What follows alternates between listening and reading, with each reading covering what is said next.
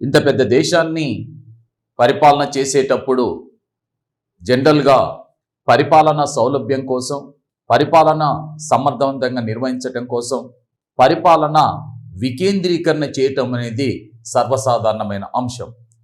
చేయాల్సిన అవసరం కూడా ఉంటుంది. అందుకోసమే భారత రాజకీయ వ్యవస్థని గురించి మనం పరిశీలించేటప్పుడు భారత రాజకీయ వ్యవస్థ ఇండియన్ పొలిటికల్ సిస్టంగా పేర్కొంటున్నాం. ఇండియన్ పొలిటికల్ సిస్టాన్ని పరిశీలించేటప్పుడు మనం ఇప్పటి వరకు కూడా కేంద్ర ప్రభుత్వం ఏదైతే ఉందో దీని గురించి చర్చించాం. అలాగే దిగువ స్థాయిలో రాష్ట్ర ప్రభుత్వాల గురించి చర్చించడం జరిగింది. అదేవిధంగా ఇప్పుడు మనం స్థానిక స్వపరిపాలన,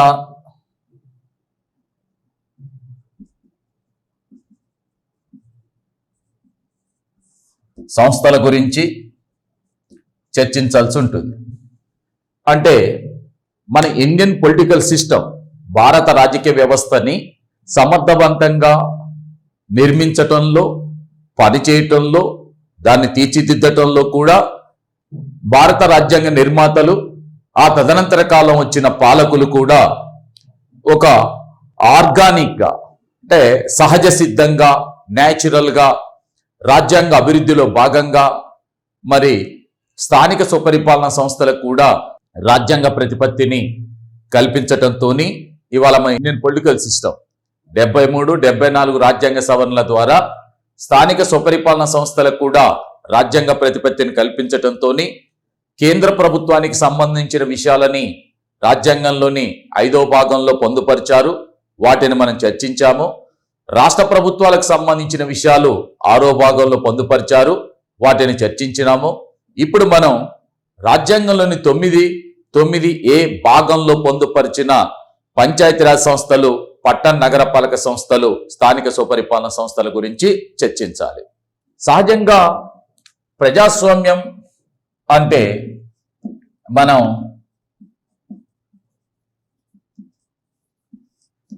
ప్రజల యొక్క పరిపాలనగా పేర్కొంటున్నాం. మరి ప్రజల యొక్క పరిపాలన సమర్థవంతంగా నిర్వహించబడాలి అన్నప్పుడు ప్రజాస్వామ్యాన్ని, అంటే ప్రజల యొక్క పరిపాలనని వికేంద్రీకరించాల్సినటువంటి అవసరం ఉంటుంది. వికేంద్రీకరణ, ఈ వికేంద్రీకరణ అనే అంశం ఇవాళ ప్రపంచంలో చాలా చాలా కీలకమైన పాత్ర పోషిస్తుంది.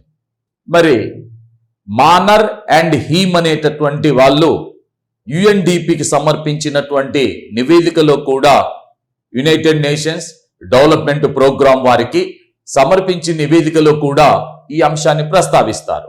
వికేంద్రీకరణ అనేది ఇవాళ ప్రపంచంలో ఒక మంత్రంగా పనిచేస్తుంది. వికేంద్రీకరణ అనేది ప్రపంచంలో అభివృద్ధి విషయంలో ఒక మంత్రంగా పనిచేస్తుందని చెప్పి పేర్కొన్నారు. మరి వికేంద్రీకరణ అంటే ఏ విషయంలో వికేంద్రీకరణ? ఇక్కడ రాసిన దాని ప్రకారం పరిపాలనలో వికేంద్రీకరణ అనేది పరిపాలనలో, అంటే పరిపాలనలో వికేంద్రీకరణ చేయటం కోసమే ప్రభుత్వానికి సంబంధించిన అధికారాలని ఈ మూడింటి మధ్యన మనం అంటే పృథక్కరించడం జరిగింది, అంటే వేరు చేయటం జరిగింది. కేంద్ర ప్రభుత్వం, రాష్ట్ర ప్రభుత్వాలతో పాటు రెండింటికి మధ్యన మనం అధికారాలని వికేంద్రీకరించినాం, పంపిణీ చేశాం. తద్వారా సమాఖ్య విధానాన్ని ఏర్పాటు చేశాం. ఇప్పుడు 73, 74 రాజ్యాంగ సవరణ ద్వారా స్థానిక స్వపరిపాలన సంస్థలకు కూడా మరి రాజ్యాంగ ప్రతిపత్తిని కల్పించి 11, 12 షెడ్యూళ్ల ద్వారా ఈ స్థానిక సంస్థలకు కూడా అధికారాలని బదిలీ చేయాలనే అంశాన్ని రాజ్యాంగంలో చేర్చడంతో మన సమాఖ్యని ఇవాళ విస్తరింపబడిన సమాఖ్యగా పేర్కొంటారు. విస్తరింపబడిన సమాఖ్య అంటే రాజ్యాంగం కేంద్రానికి రాష్ట్రాలకు మధ్యన అధికారాల పంపిణీ వికేంద్రీకరణ చేస్తే, రాష్ట్ర ప్రభుత్వాలు స్థానిక స్వపరిపాలన సంస్థలకు అధికారాలను బదిలీ చేయటంతో మరింత వికేంద్రీకరించటం ద్వారా మన దేశంలో విస్తరింపబడిన సమాఖ్య ఏర్పాటుకు అవకాశం కలిగింది. అయితే ఇక్కడ ఇంకొక అంశాన్ని కూడా మనం గమనించాల్సినటువంటి అవసరం ఉంటుంది. ఏంటి అవసరం అని అంటే, ప్రజాస్వామ్యం విజయవంతం కావాలంటే ప్రజాస్వామ్య వికేంద్రీకరణ జరగాలి. ఈ విషయంలో ప్రపంచవ్యాప్తంగా కూడా దీనిపైన ఓ క్లారిటీ ఉంది. ఎందుకంటే ప్రజాస్వామ్యానికి సంబంధించిన భావాలు వెస్టర్న్ అంటే పాశ్చాత్య దేశాల్లో, ముఖ్యంగా యూరోప్లో ఇవి వేళ్ళూనుకున్నవి. ఆ తర్వాత ప్రపంచవ్యాప్తంగా విస్తరించిన మాట వాస్తవం. విషయం ఏంటంటే, ఇక్కడ మనం గమనించాల్సినటువంటి ఇంపార్టెంట్ అయిన అంశం ఏంటంటే, the success of the democracy is always depends upon the decentralisation of the democracy. ప్రజాస్వామ్యం విజయవంతం కావాలంటే ప్రజాస్వామ్య వికేంద్రీకరణ జరగాలి అనేది ఒక నానుడి. ప్రజాస్వామ్యం విజయవంతం కావాలంటే, అంటే ప్రజల పరిపాలన అనేది విజయవంతం కావాలంటే పరిపాలనను మనం వికేంద్రీకరించాలి. ప్రజాస్వామ్య వికేంద్రీకరణ అంటే పరిపాలనా వికేంద్రీకరణే కీలకంగా ఉంటది. వికేంద్రీకరించాలి అని పాశ్చాత్య దేశాలలో దీని మీద చాలా అంటే అనేక థీసిస్ సిద్ధాంతాలు, అనేక భావనలు రావటం జరిగింది. అయితే ఇక్కడ మరి మహాత్మా గాంధీ, భారత జాతిపిత అయినటువంటి గాంధీ ఈ విషయానికి వచ్చేసరికి తనదైనటువంటి శైలిలో గాంధీ కూడా అదే విషయాన్ని భారతదేశ పరిస్థితులను దృష్టిలో పెట్టుకొని ఆయన మన దేశంలో కూడా అదే అంశాన్ని ఇంకొక కోణం నుంచి చెప్పాడు. ఇంకో కోణం అంటే ఆయన మనదైనటువంటి స్టైల్లో చెప్పటానికి మాత్రమే దాన్ని వినియోగించాడు. ఎలా అంటే, భారతదేశానికి పల్లెలే పట్టుగొమ్మలు. భారతదేశం గ్రామాల్లో నివసిస్తుంది. భారతదేశానికి పల్లెలే పట్టుగొమ్మలు. భారతదేశం గ్రామాల్లో నివసిస్తుంది. గ్రామాల అభివృద్ధిపైనే భారతదేశం అభివృద్ధి ఆధారపడి ఉంటుందని చెప్పుకున్నాడు. అది సాధించాలంటే గ్రామ రాజ్యం ద్వారానే రామరాజ్యం సాధించబడుతుందని చెప్పి గాంధీ పేర్కొన్నాడు. అంటే ఇక్కడ మనకు పైకి కనిపించేటటువంటి పెరిఫెరల్ గా పైన కనిపించేటటువంటి కేంద్ర ప్రభుత్వ రాష్ట్ర ప్రభుత్వాలు పనిచేస్తాయి. కానీ వాటికంటే ప్రజాస్వామ్యానికి పునాది అయినటువంటి స్థానిక స్వపరిపాలన సంస్థల ఇంపార్టెన్స్ ని ఆయన ఇంకొక కోణంలో చెప్పాడు. వికేంద్రీకరణే ఇంకో కోణం. ఏంటిది? భారతదేశం గ్రామాల్లో నివసిస్తుంది. భారతదేశ అభివృద్ధి గ్రామాల అభివృద్ధిపైనే ఆధారపడి ఉంటుంది. గ్రామ రాజ్యం ద్వారా అంటే గ్రామాలలో పరిపాలనను పటిష్టపరచడం ద్వారా మాత్రమే రామరాజ్యం అనేటటువంటిది ఒక ఆలోచన, ఒక ఐడియా, ఒక భావన, ఒక ఉన్నతమైనటువంటి మంచి పరిపాలన. రామరాజ్యాన్ని ఎవరు చూసి రాలేదు. బట్ విషయం ఏంటంటే, అందరికి ఉండేటటువంటి అవగాహన ఏంటంటే, రామరాజ్యంలో ప్రజలు సుఖశాంతులతోని మంచి అంటే ఆ ఉన్నతమైన జీవనం గడిపారు అనేది ఒక ఆలోచన. సో అలాంటి ఆదర్శమైనటువంటి రాజ్యాన్ని స్థాపించాలంటే గ్రామ రాజ్యాన్ని ఏర్పాటు చేయాలంటే గ్రామీణ పరిపాలన సంస్థలు ఏవైతే ఉన్నాయో, పంచాయతీరాజ్ సంస్థలు ఏవైతే ఉన్నాయో వాటిని పటిష్టపరచాలని చెప్పి గాంధీ భావించడం జరిగింది. సో ఇక్కడ పాశ్చాత్య దేశాల వాళ్ళని పరిశీలించినా, లేక భారతదేశానికి సంబంధించిన ప్రాచీన కాలాన్ని చూస్తున్నటువంటి పరిణామాలను పరిశీలించినా కూడా పరిపాలన అనేది వికేంద్రీకరించబడాలి అనేది ఇక్కడ కీలకం. అందువల్లనే కేంద్ర రాష్ట్రాల మధ్యన అధికారాల పంపిణీ మాత్రమే కాదు, స్థానిక స్వపరిపాలన సంస్థలకు కూడా అధికారాలని పంచాలి, పంపిణీ చేయాలి అని చెప్పేటటువంటి అంశమే ఇందులో పేర్కొనటం జరిగింది. అదే విషయాన్ని గాంధీ కూడా తనదైనటువంటి శైలిలో పేర్కొన్నాడు. అయితే మరి ఇలాంటి పరిపాలన ఎందుకు అవసరం, ఏ ఉద్దేశంతోని అంటే దీని గురించి మనం ఆలోచిస్తున్నాం అన్నప్పుడు, మనకు భారతదేశానికి పల్లెలే పట్టుగొమ్మలు. అంటే majority of the people even till today, ఈ రోజు వరకు కూడా భారతదేశంలోని ఆల్మోస్ట్ 70% ఆఫ్ ద పీపుల్ గ్రామాల్లో నివసిస్తున్నారు. మరి గ్రామాల్లో నివసించటం మూలంగా గ్రామాల అభివృద్ధి సాధించకుండా దేశం అభివృద్ధిని సాధిస్తుందా అని అంటే సాధించటానికి అవకాశం లేదు. అందుకోసమే గ్రామాల అభివృద్ధి పైన మనం కేంద్రీకరించాలి అనే అంశాన్ని దృష్టిలో పెట్టుకొని ఈ యొక్క పాఠ్యాంశాన్ని, ఈ టాపిక్ ని మనం చర్చించాల్సి ఉంటుంది. ఇంకొకటి ఏంటంటే, ఇలా చెయ్యాలి ఇలా చేయాల్సిన అవసరం ఉంది అనే ఆలోచన మనకు రావటానికి కూడా స్వాతంత్ర అనంతరం భారతదేశం అంటే సొంత రాజ్యాంగాన్ని రూపొందించుకొని అదేవిధంగా సొంతంగానే అంటే ఒక రాజ్యాంగం రూపొందించడంతో పాటు కేంద్ర రాష్ట్రాల్లో ప్రభుత్వాలను ఏర్పాటు చేసిన తర్వాత పరిపాలన మరింత వికేంద్రీకరించాలి అని అంటే స్థానిక స్వపరిపాలన సంస్థను ఏర్పాటు చేయాలన్న ఉద్దేశంతో యాక్చువల్గా మనకు అంటే రాజ్యాంగంలో పొందుపరిచిన 40 అధికరణ ఆదేశిక సూత్రాల్లో పొందుపరిచినటువంటి 40 అధికరణలో పొందుపరిచినటువంటి పంచాయతీరాజ్ సంస్థల ఏర్పాటు గురించి మనం ఆలోచన చేయాల్సి వచ్చింది. అంటే రాజ్యాంగం అమల్లోకి వచ్చిన తర్వాతనే మనం 1959లో ఆల్మోస్ట్ 10 ఇయర్స్ తర్వాత మనం ఆ ఆలోచన చేశాం. బలవంతరాయ్ మెహతా కమిటీని ఏర్పాటు చేయటం, ఆ బలవంతరాయ్ మెహతా కమిటీ యొక్క సూచనలను ఆధారం చేసుకొని మన దేశంలో పంచాయతీరాజ్ సంస్థల ఏర్పాటుకు శ్రీకారం చుట్టడం జరిగింది. అయితే ఇక్కడ మనకు ఈ పంచాయతీరాజ్ సంస్థల యొక్క ఆవశ్యకత, ప్రాధాన్యత ఎలా వచ్చింది అనుకున్నప్పుడు ముఖ్యంగా మనం మన దేశంలో 1952లో కేంద్ర ప్రభుత్వం నెహ్రూ ప్రభుత్వం అనేది సమాజ వికాస ప్రయోగానికి శ్రీకారం చుట్టింది. 1952లో సమాజ వికాస ప్రయోగానికి శ్రీకారం చుట్టడం జరిగింది. దీన్నే మనం కమ్యూనిటీ డెవలప్మెంట్ ప్రోగ్రామ్ సిడిపిగా పేర్కొంటాం. కమ్యూనిటీ డెవలప్మెంట్ ప్రోగ్రామ్ సమాజ వికాస ప్రయోగం.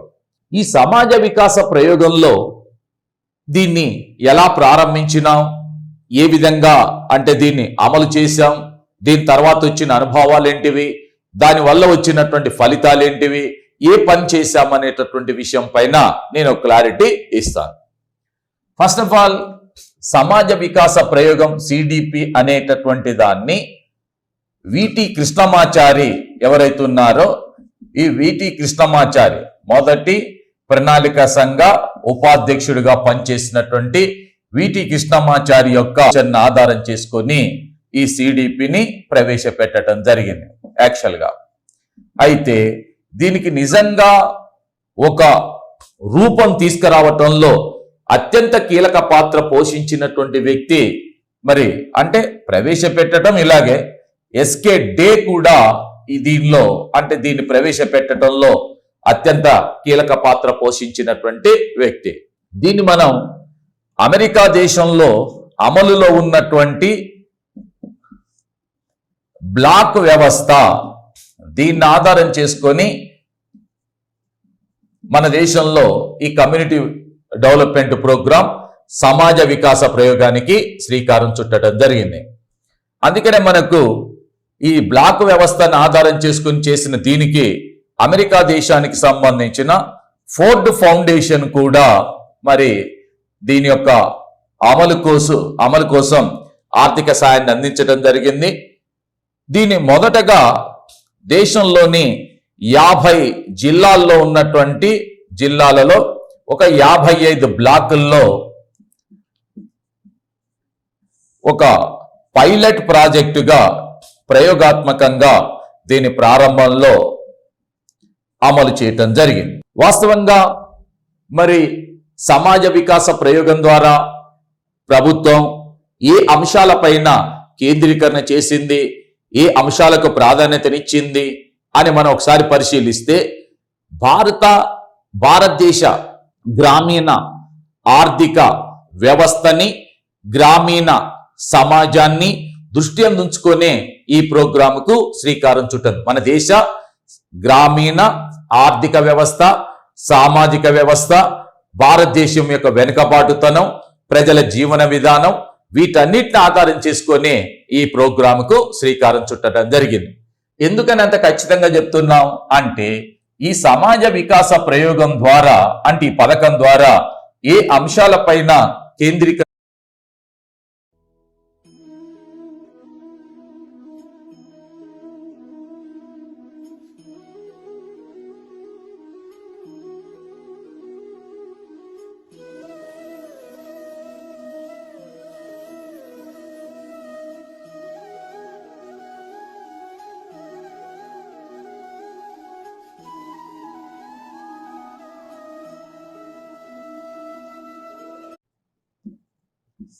అలాగే ప్రాథమిక ఆరోగ్యం,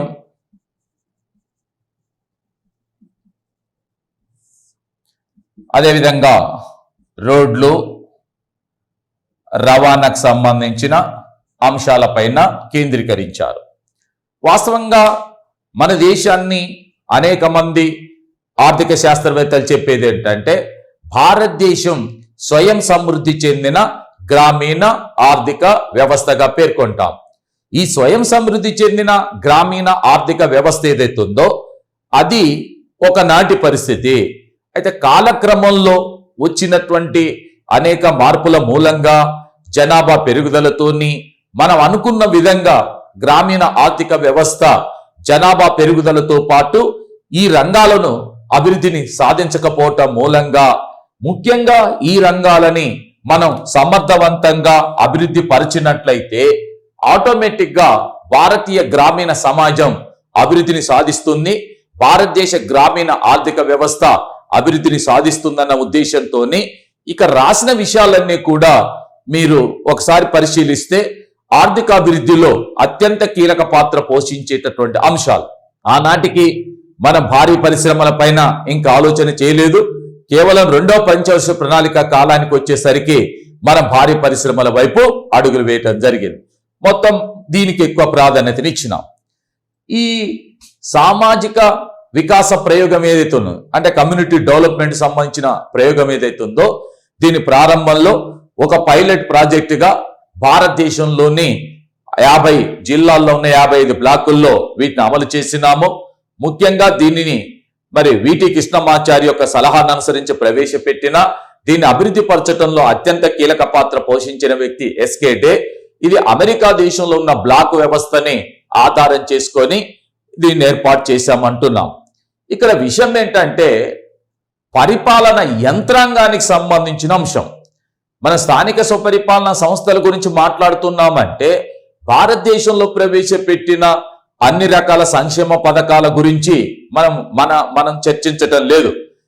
ఇక్కడ కారణం ఏంటంటే ప్రభుత్వం ప్రవేశపెట్టిన పథకాలని అమలు పరిచేటప్పుడు ఎలాంటి యంత్రాంగాన్ని, పాలన యంత్రాంగాన్ని ఏర్పాటు చెయ్యాలి అనే సమస్య వచ్చినప్పుడు ఆ వచ్చిన సమాధానమే స్థానిక స్వపరిపాలన సంస్థల గురించి ఇది ప్రవేశపెట్టాం. దీన్ని విస్తరించటంలో భాగంగా 1953లో జాతీయ విస్తరణ సేవా పథకాన్ని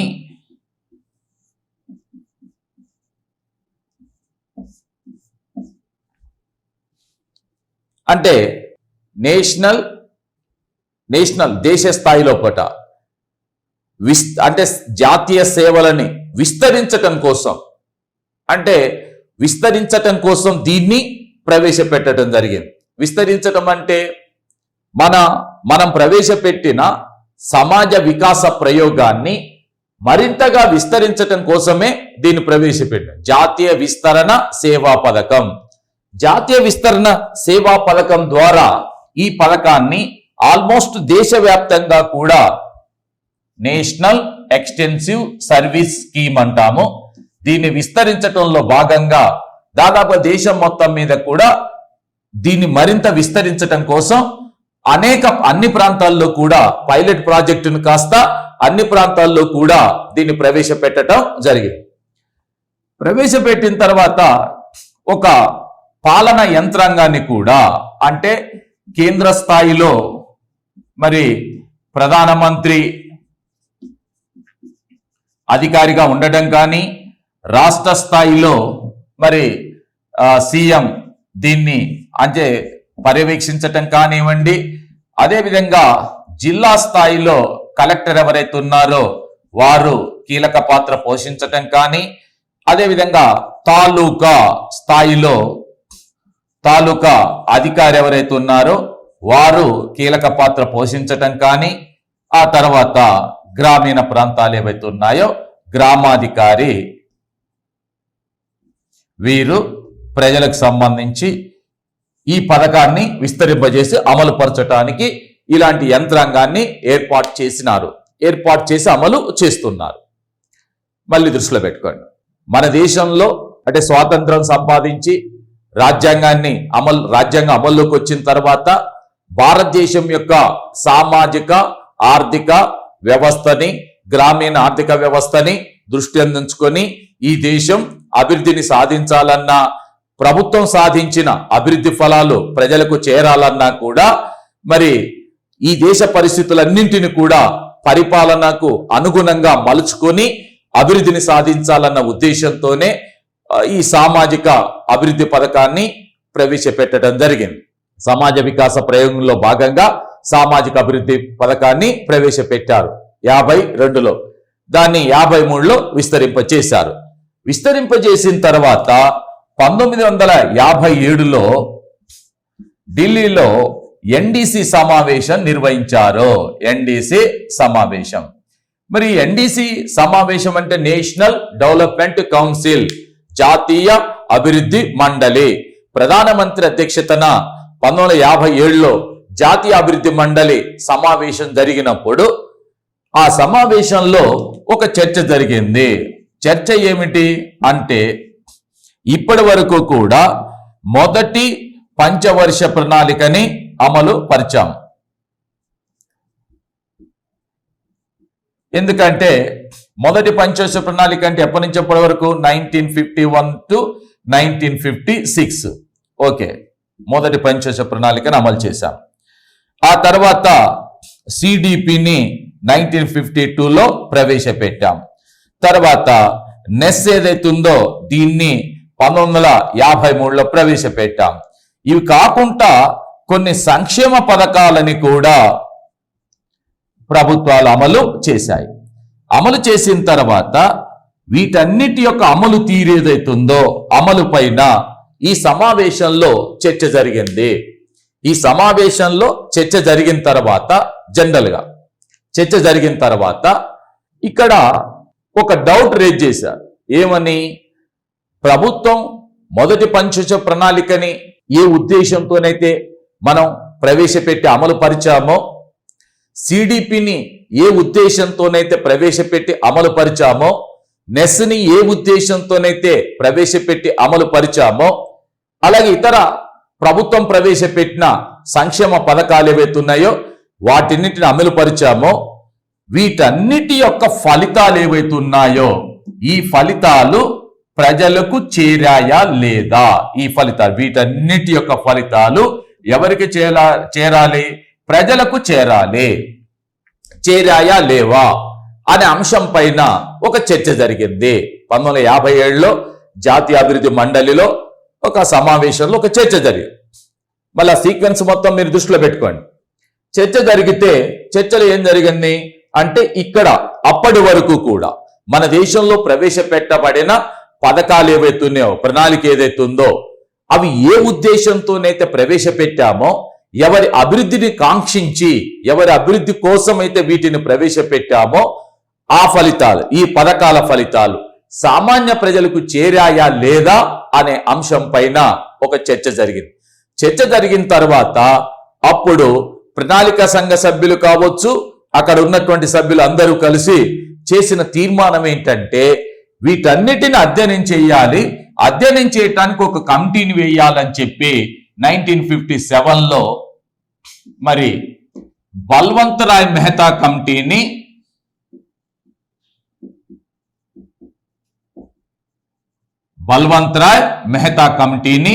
ఏర్పాటు చేయటం జరిగింది. బల్వంతరాయ్ మెహతా కమిటీని ఏర్పాటు చేశారు. ఈ బల్వంతరాయ్ మెహతా కమిటీని ఏర్పాటు చేస్తే Balwant Rai Mehta committee almost all దేశం మొత్తాన్ని కూడా ఒక 7,000 కిలోమీటర్లు తిరిగి దాదాపు 5-6 మందిని ఇంటర్వ్యూ చేసి 1000 పేజీలతోని ఒక ప్రకటన హైదరాబాద్లోనే చేయటం జరిగింది. హైదరాబాద్లో దీనిపైన ఒక ప్రకటన చేశారు. ఎవరు అని అంటే బల్వంతరాయ్ మెహతా కమిటీ. ఏమని చేసింది ప్రకటన అంటే, ఇవాళ ప్రభుత్వాలు ప్రవేశపెట్టిన ఈ పథకాల యొక్క ఫలితాలు ఏవైతున్నాయో ప్రజలకు మనం అనుకున్న విధంగా చేరలేదు. అవన్నీ కాగితాలకు డాక్యుమెంట్లకు మాత్రమే పరిమితమైనవి. ఈ ఫలితాలు అనేవి ప్రజలకు సంపూర్ణంగా చేరలేదు. ఇవన్నీ కూడా ఆన్ పేపర్ వరకు మాత్రమే బ్రహ్మాండంగా కనిపించినా కూడా వాస్తవంలో ఒక 10% వీటి ఫలితాలు సామాన్య ప్రజలకు చేరినా కూడా అది హ్యాపీ, అది చేరలేదు అని చెప్పి ఈ కమిటీ పేర్కొన్నది. అలా చెప్పిన ఈ కమిటీ ఓ ప్రశ్న కూడా వేసింది. ఏమని? మరి ఇవి ఎందుకు చేరలేదు అంటే ఈ పథకాల యొక్క అమలు కోసం ప్రభుత్వాలు ఎవరి మీద ఆధారపడ్డవి అంటే ప్రభుత్వ అధికారుల మీద ఆధారపడ్డవి. ఈ పథకాల అమలు కోసం ప్రభుత్వ అధికారులు ఎవరైతే ఉన్నారో ఆ ప్రభుత్వ అధికార యంత్రాంగం మీద ఆధారపడ్డవి. ఈ ప్రభుత్వ అధికారులు అనేటటువంటి వాళ్ళు ఎవరికి బాధ్యత వహిస్తారు? ఏ ప్రభుత్వ అధికారి అయినా తనకంటే పై అధికారికి మాత్రమే బాధ్యత వహిస్తారు తప్ప రియల్ గా వీళ్ళు ప్రజలకు బాధ్యత వహించాల్సిన అవసరం లేదు, వహించరు కూడా. ఎందుకంటే వాళ్ళు ప్రజా ప్రతినిధులు కాదు, ప్రజల ద్వారా వచ్చిన వాళ్ళు కాదు, ప్రభుత్వం చేత నియమించబడ్డ అధికారులు. కాబట్టి they are always responsible to their higher officials. వాళ్ళకంటే పై ఉన్నతాధికారులకు మాత్రమే వాళ్ళు బాధ్యత వహిస్తారు. అందుకోసం ఏమన్నారంటే బలవంతరాయ్ మెహతా కమిటీ ఇప్పటి వరకు ప్రభుత్వాలు ప్రవేశపెట్టిన పథకాల యొక్క ఫలితాలు కాగితాలకు పరిమితమైనవి, ప్రజలకు చేరలేదు. మరి ఎందుకు చేరలేదంటే వీటి అమలు కోసం ప్రభుత్వాలు అధికారుల మీద ఆధారపడ్డారు. అధికారులు ఎవరైనా సరే తమ పై అధికారులకు మాత్రమే బాధ్యులు తప్ప ప్రజలకు బాధ్యులు కారు.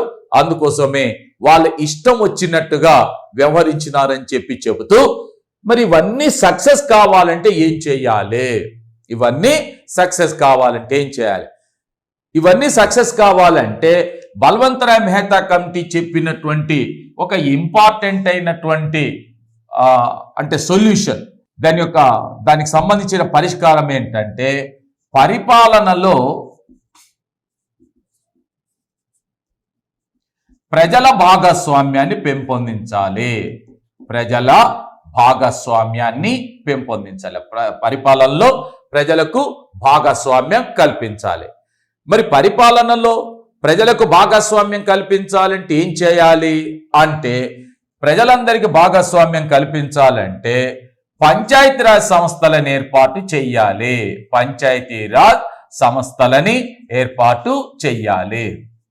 ఇది మనకు అంటే పంచాయతీరాజ్ సంస్థలని ఏర్పాటు చేయాలి.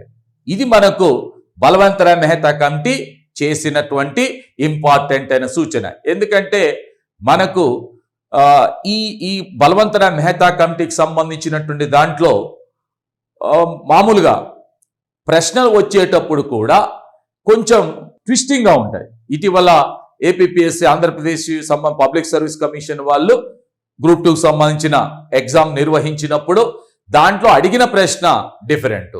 కమిటీని ఎందుకు ఏర్పాటు చేశామంటే పంచాయతీరాజ్ సంస్థల కోసం కాదు. ఎందుకు ఏర్పాటు చేశామంటే ఎందుకని మొదటి పంచవర్ష ప్రణాళిక, సిడిపి, నెస్ ప్రభుత్వ పథకాల యొక్క ఫలితాలు ప్రజలకు ఏ మేరకు చేరినవా లేదా అనే అంశాన్ని అధ్యయనం చేయడానికి కమిటీని ఏర్పాటు చేశాం.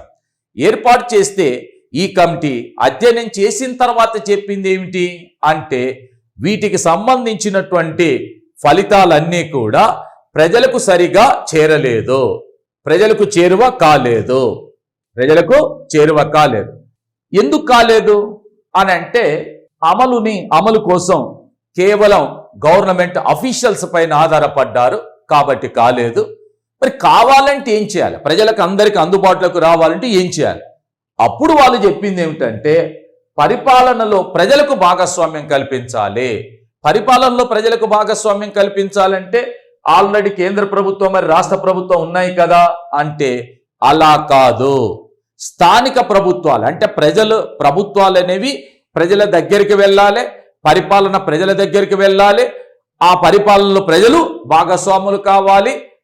ఆ విధంగా పరిపాలన వికేంద్రీకరణ జరగాలి, అధికారాల వికేంద్రీకరణ జరగాలి, ప్రజాస్వామ్య వికేంద్రీకరణ జరగాలి, ప్రణాళిక వికేంద్రీకరణ జరగాలి. అన్ని అంశాలలో కూడా వికేంద్రీకరణ జరిగినప్పుడు ప్రజల పరిపాలనలో భాగస్వాములు కావటం మాత్రమే కాకుండా ప్రభుత్వాలు అనేవి కూడా మరి అంటే జవాబుదారీతనంతో పనిచేయటానికి అవకాశం ఉంటుంది. పరిపాలనలో పారదర్శకత కూడా పెరుగుతుంది, ట్రాన్స్పరెన్సీ కూడా పెరుగుతుందన్న ఉద్దేశంతోనే ఈ కమిటీ. ఇక్కడ మీరు కమిటీని ఎందుకు ఏర్పాటు చేశారంటేనేమో వీటి ఫలితాలు ప్రజలకు చేరినవా లేదా. కమిటీ ఏం సూచించిందంటే మాత్రం పంచాయతీరాజ్ సంస్థల ఏర్పాటును సూచించింది బలవంతరాయ్ మెహతా కమిటీ. కానీ బలవంతరాయ్ మెహతా కమిటీని ఎందుకు ఏర్పాటు చేశారంటే వీటి ఫలితాలు ప్రజలకు చేరినవా లేదా అనే దానికోసం ఏర్పాటు చేశారు.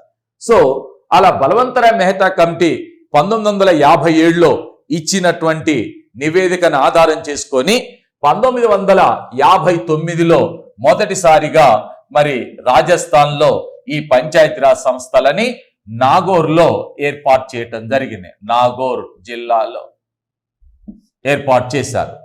పంచాయతీరాజ్ సంస్థలని మొట్టమొదటి ఏర్పాటు చేసిన రాష్ట్రం అంటే రాజస్థాన్. ఇది 1959 అక్టోబర్ 2వ తేదీన ఏర్పాటు చేశారు. ఆ తర్వాత మరి 1959లోనే నవంబర్ 1వ తేదీన ఆనాటి సమైక్య ఆంధ్రప్రదేశ్లో భాగంగా ఉన్నటువంటి షాద్ నగర్ ఏదైతే ఉందో దీన్ని మొట్టమొదటి ఇక్కడ ఏర్పాటు చేయటం జరిగింది. షాద్ నగర్ అంటే అమలు పరచండి. ఇక్కడ శంషాబాద్లో శ్రీకారం చుట్టిన అది కాలేదు, షాద్ నగర్లోనే ఏర్పాటు చేయటం జరిగింది. ఇలా పంచాయతీరాజ్ సంస్థలకు బలవంతరాయ్ మెహతా కమిటీ యొక్క సూచనలను అనుసరించి శ్రీకారం చుట్టారు యాక్చువల్గా. అయితే ఇక్కడ మీరు గమనించాల్సింది ఏమిటి అంటే మనకు ఆల్రెడీ ఈ పంచాయతీరాజ్ సంస్థలను ఏర్పాటు చేసే కాలం నాటికి కేంద్ర ప్రభుత్వం ఉంది, రాష్ట్ర ప్రభుత్వాలు ఉన్నాయి. కానీ పంచాయతీరాజ్ సంస్థలకు సంబంధించిన వాటిపైన కేంద్రీకరణ చేయలేదు, వాటిని అసలు సమర్థవంతంగా అమలు చెయ్యలేదు. అందుకు అమలు చేయలేదంటే దానికి ఒక కారణం ఉంది. మనకు కేంద్ర రాష్ట్ర ప్రభుత్వాలకు ఇచ్చినంత ప్రాధాన్యత రాజ్యాంగ నిర్మాతలు కానీ పాలకులు కానీ స్థానిక స్వపరిపాలన సంస్థలకు ఇవ్వలేదు. కేంద్ర ప్రభుత్వానికి రాష్ట్ర ప్రభుత్వానికి ఇచ్చినంత ప్రాధాన్యత స్థానిక స్వపరిపాలన సంస్థలకు ఇవ్వలేదు. అందువలన వీటిని ఎక్కడ ఏర్పాటు చేశారు? ఆదేశిక సూత్రాలు ఏర్పాటు చేశారు. ఆదేశిక సూత్రాల్లో 40 అధికరణలు చేర్చారు. మరి ఆదేశిక సూత్రాలంటే వాటిని ప్రభుత్వాలు అమలు పరచొచ్చు, పరచకపోవచ్చు. పంచాయతీరాజ్ సంస్థలని రాష్ట్ర జాబితాలో చేర్చారు, ఆదేశిక సూత్రాలు చేర్చారు. అంటే వాటిని అమలు పరచాల్సిన బాధ్యతని రాష్ట్ర ప్రభుత్వాలకు అప్పగించినారు. మరి రాష్ట్ర ప్రభుత్వాలు కూడా ఇవి ఆదేశిక సూత్రాల్లో ఉండటం మూలంగా అమలు పరచటానికి ఏ రాష్ట్ర ప్రభుత్వాలు కూడా ముందుకు రాలేదు ప్రారంభంలో. సో ఇలా బలవంతరాయ్ మెహతా కమిటీ సూచనను అనుసరించి 59లో మొదటిసారిగా మరి రాజస్థాన్, ఆ తర్వాత నాటి సమైక్య ఆంధ్రప్రదేశ్లో అమల్లోకి తీసుకురావటం జరిగింది. ఇప్పుడున్నటువంటి ఉమ్మడి మహబూబ్ నగర్ జిల్లాలోని షాద్ నగర్లో ఆ రోజున అమలు చేయటం జరిగింది. యాక్చువల్గా ఇది ఎందుకు ఏర్పాటు చేశామంటే మళ్ళీ దృష్టిలో పెట్టుకోండి. మీరు ఎంతసేపు ఉన్నా కూడా ఆ బలవంతరాయ్ మెహతా కమిటీ, సంవత్సరము, పంచాయతీరాజ్ సంస్థలు ఇవి ఏవైతున్న వీటి ఏర్పాటు, ఈ 2-3 పాయింట్లు ఇంపార్టెంట్ అన్నట్టుగా మీరు ఆలోచన చేయొద్దు. ఎందుకని అంటే సమాజ వికాస ప్రయోగంలో సిడిపిని ప్రవేశపెట్టాం, సామాజిక అభివృద్ధి పథకాన్ని ప్రవేశపెట్టాం. ఆ తర్వాత దాన్ని విస్తరిస్తూ నెస్గా ఏర్పాటు చేశాం. దాంట్లో ఈ అంశాలపైన ఈ అంశాల అభివృద్ధి కోసం ప్రభుత్వాలు ప్రయత్నం చేసినవి. మొదటి పంచవర్ష ప్రణాళిక అయిపోయింది, తర్వాత 2వ ప్రణాళికలోకి వచ్చాం. వీటన్నిటిని అమలు పరిచిన తర్వాత ఇవాల్యుయేషన్, మూల్యాంకనం చేశాం. మనం వీటిని ప్రవేశపెట్టాం, ఓకే. మనం ఏ ఉద్దేశంతో ప్రవేశపెట్టినాం, ఎవరి ప్రయోజనం కోసం ప్రవేశపెట్టినాం, నిజంగా ఫలితాలు వాళ్లకు మనం ఎవరికైతే అనుకుంటున్నాం గ్రామీణ ప్రజలకు చేరినవా చేరలేదా అనే ప్రశ్న వచ్చినప్పుడు దాన్ని అధ్యయనం చేయటం కోసం ఈ కమిటీని ఏర్పాటు చేస్తే వీళ్ళు చెప్పింది ఏమిటంటే పరిపాలన వికేంద్రీకరణ జరగాలి, ప్రజాస్వామ్య వికేంద్రీకరణ జరగాలి, పరిపాలనలో ప్రజలు భాగస్వాములు కావాలి. అలా కావాలంటే పంచాయతీరాజ్ సంస్థలను ఏర్పాటు చేయాలి. అంటే అప్పటి వరకు కేంద్ర ప్రభుత్వం ఉంది, రాష్ట్ర ప్రభుత్వాలు ఉన్నాయి. ఇప్పుడు స్థానిక స్వపరిపాలన సంస్థలని ఖచ్చితంగా ఏర్పాటు చేయాలని చెప్పి ఈ కమిటీ సూచించింది. అంటే మన దేశంలో స్థానిక స్వపరిపాలన సంస్థల ఏర్పాటుకు రంగం సిద్ధం చేసినామంటే ఈ బ్యాక్గ్రౌండ్లో, ఈ బ్యాక్ డ్రాప్లో అది చేశాం. అయితే నిజంగా మరి భారతదేశంలో స్థానిక స్వపరిపాలన సంస్థలని మరి బలవంతరాయ్ మెహతా కమిటీ యొక్క సూచనను అనుసరించే ఏర్పాటు చేశామా? ఇంత ముందు భారతదేశంలో స్థానిక స్వపరిపాలన సంస్థలు లేవా అనేటటువంటి అంశాన్ని కూడా మీరు ఒకసారి పరిశీలించాల్సిన అవసరం ఉంది. భారతదేశం స్థానిక స్వపరిపాలన సంస్థలు, వాటి చరిత్ర, వీటిని మనం వాస్తవానికి 3 దశల్లో పరిశీలించవచ్చు. ఒకటి, ప్రాచీన కాలానికి సంబంధించినటువంటివి. 2, మధ్యయుగాలకు సంబంధించినటువంటివి. ఆ తర్వాత ఆధునిక కాలానికి సంబంధించిన. ఈ ఆధునిక కాలానికి సంబంధించిన వాటిల్లో మరి ఒకటి బ్రిటిష్ ప్రభుత్వ పాలనా కాలం,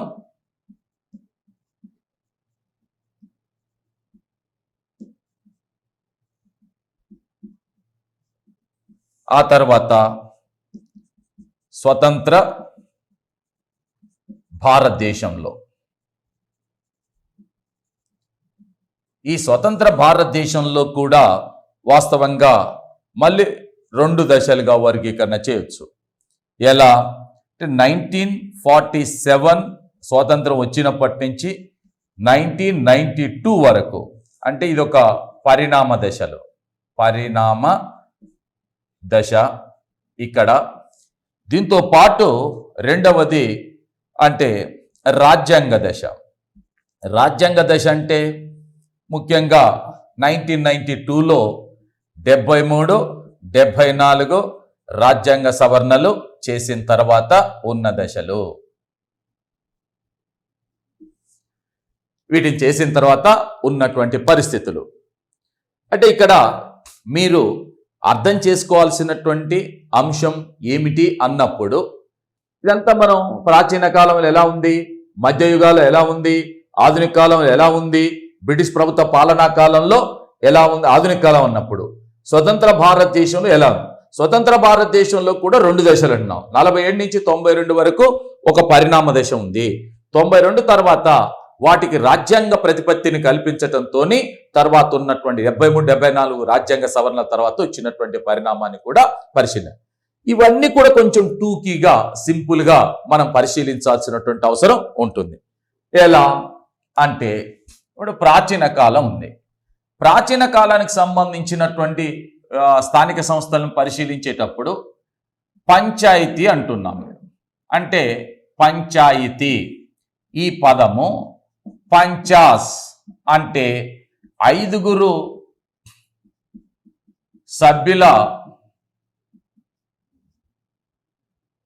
సభ్యులకు సంబంధించినటువంటి ఒక కమిటీ లాంటిది లేదా కౌన్సిల్ లాంటిది ఉండేది.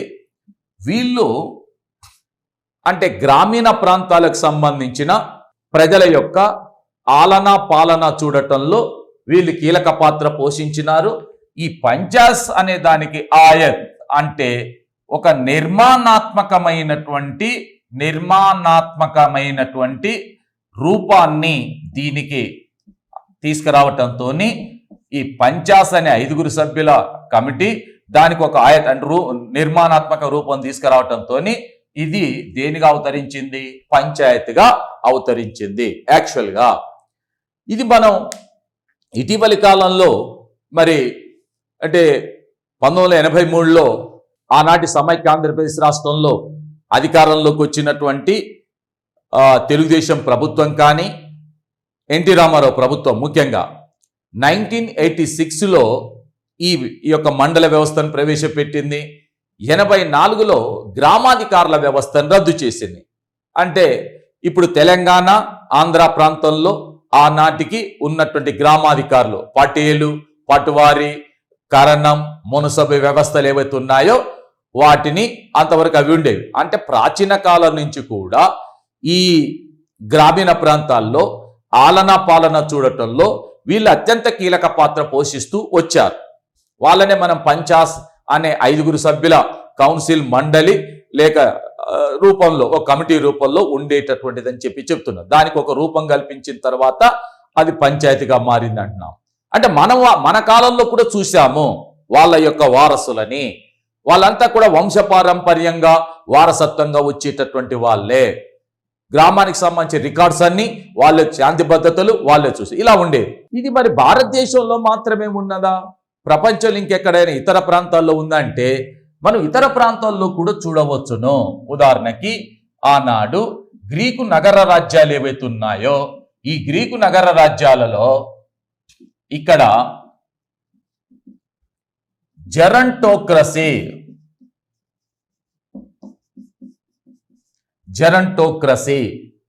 అంటే వృద్ధుల స్వామ్యం.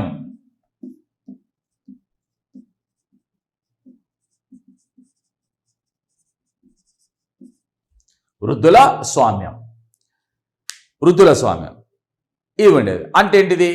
గ్రామీణ ప్రాంతాల్లో ఉన్న ఎల్డర్స్ ఎవరైతే ఉన్నారో ఆ ఎల్డర్స్ సంబంధించి వాళ్ళే గ్రామీణ ప్రాంతాల ఆలన పాలన చూస్తారు. దాన్నే వృద్ధుల స్వామ్యం. అక్కడ సేమ్ ఇక్కడ కూడా మరి గ్రామాలలో పంచాస్ అనే 5 సభ్యుల కౌన్సిల్ ఉండేటటువంటిది మన దగ్గర కూడా.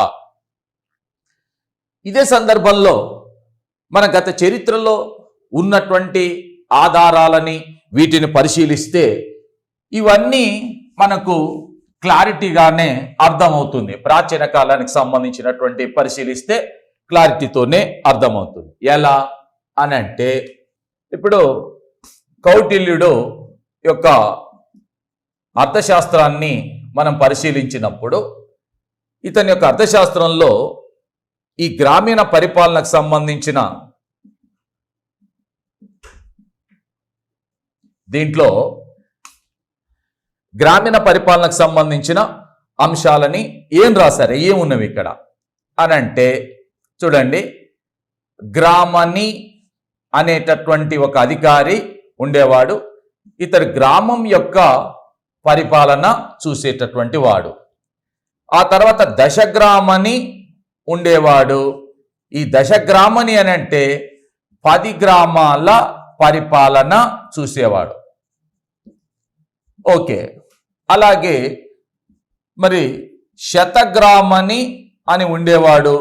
ఇతను 100 గ్రామాల పరిపాలన చూసేటటువంటి.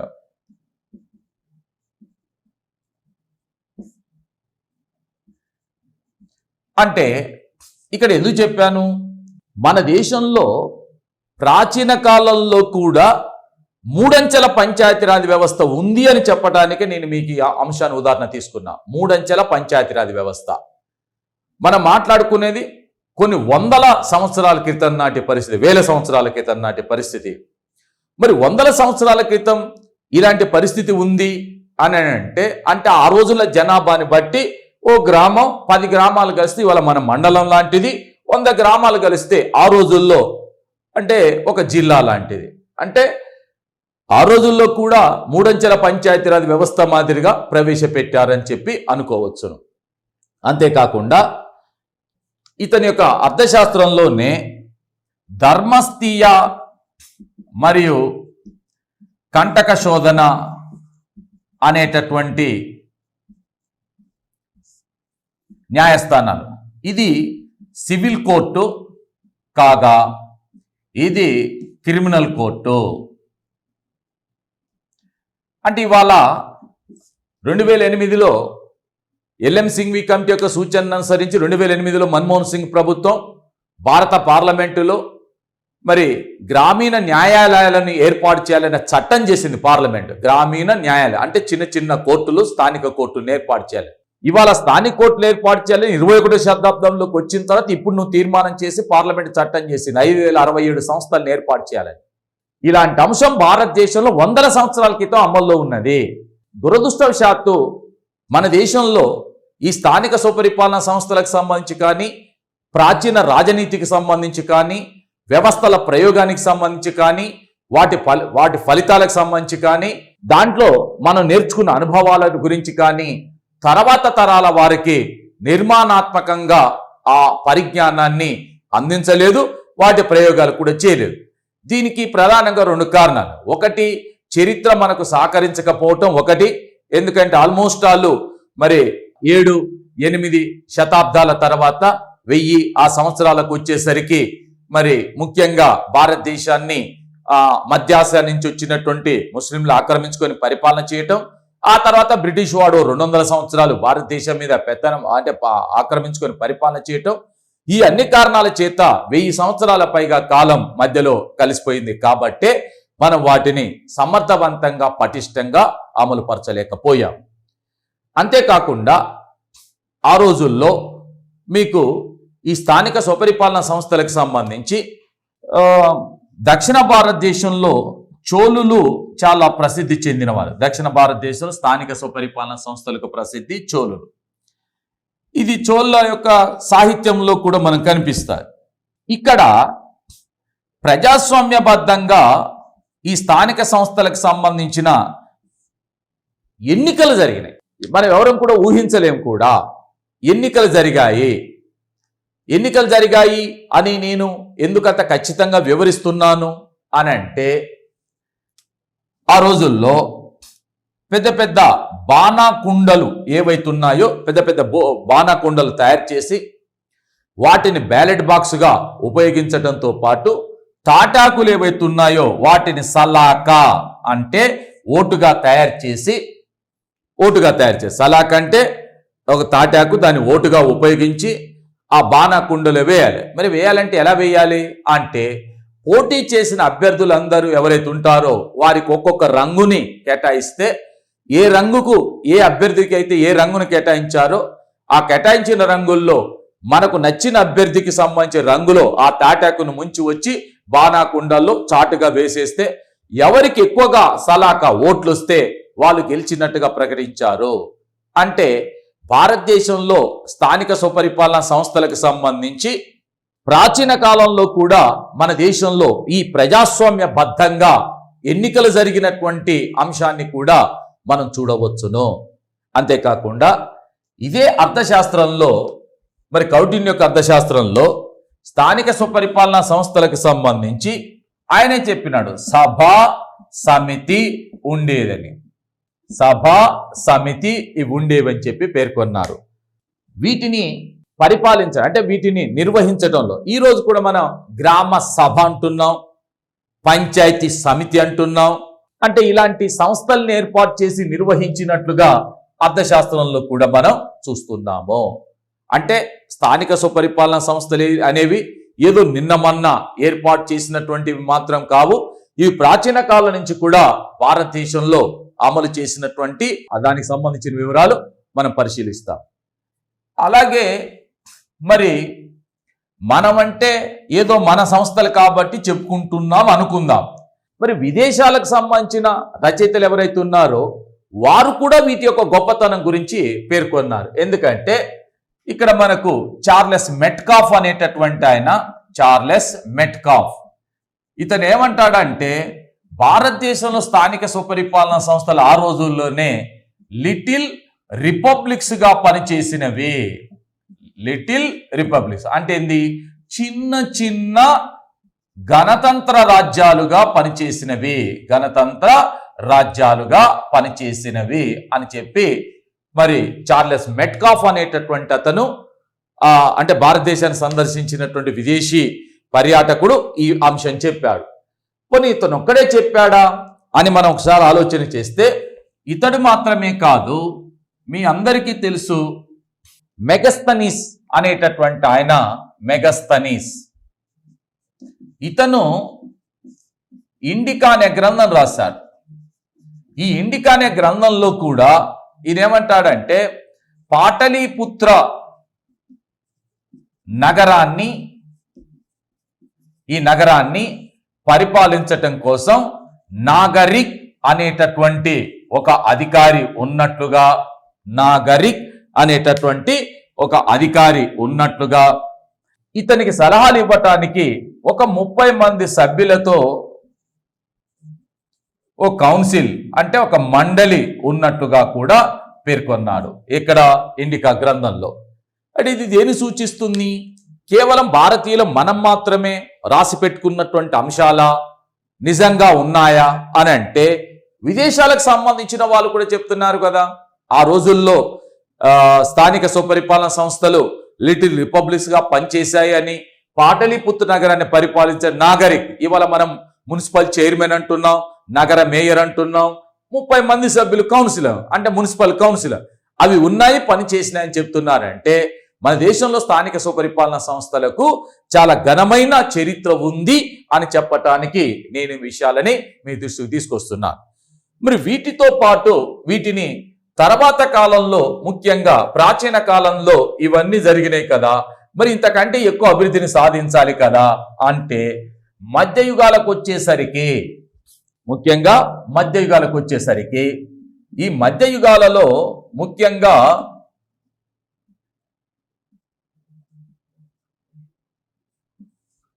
ఢిల్లీ